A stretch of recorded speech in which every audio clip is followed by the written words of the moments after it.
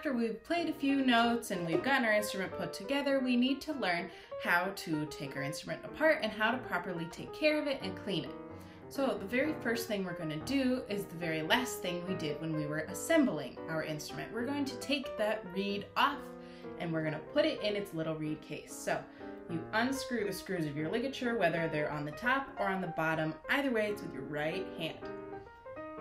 You scooch the ligature up so you can slide that reed off, and you find your reed case somewhere in your instrument case. The reed case should look something like this, a little bit of plastic, has an opening up at the top, and that's where this thin end goes in.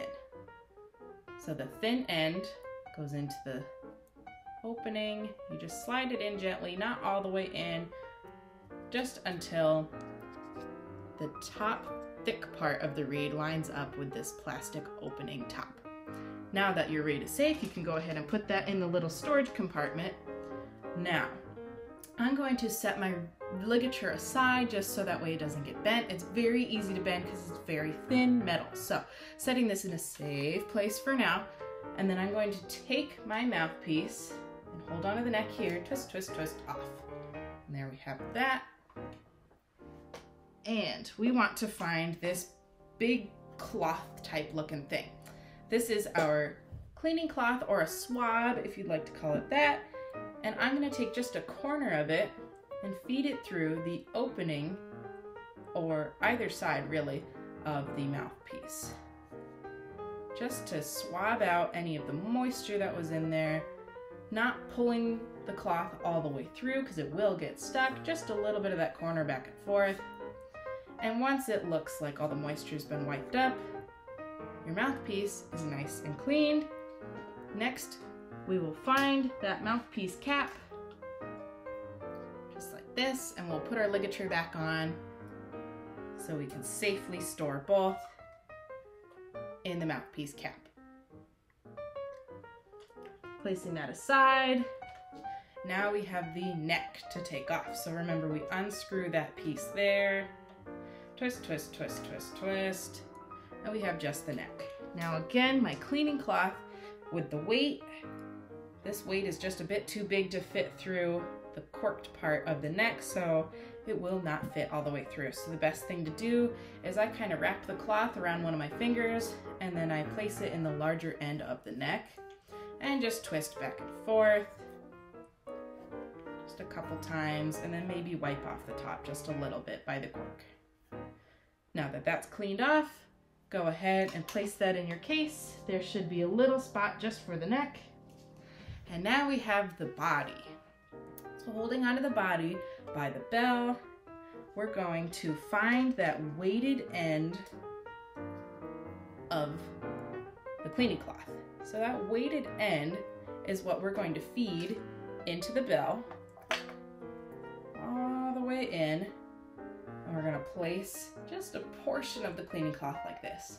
We're going to hold onto the bell and the cleaning cloth, and then we're going to tip to the left until that cleaning cloth comes out of the top portion. Pulling, pulling, pulling gently.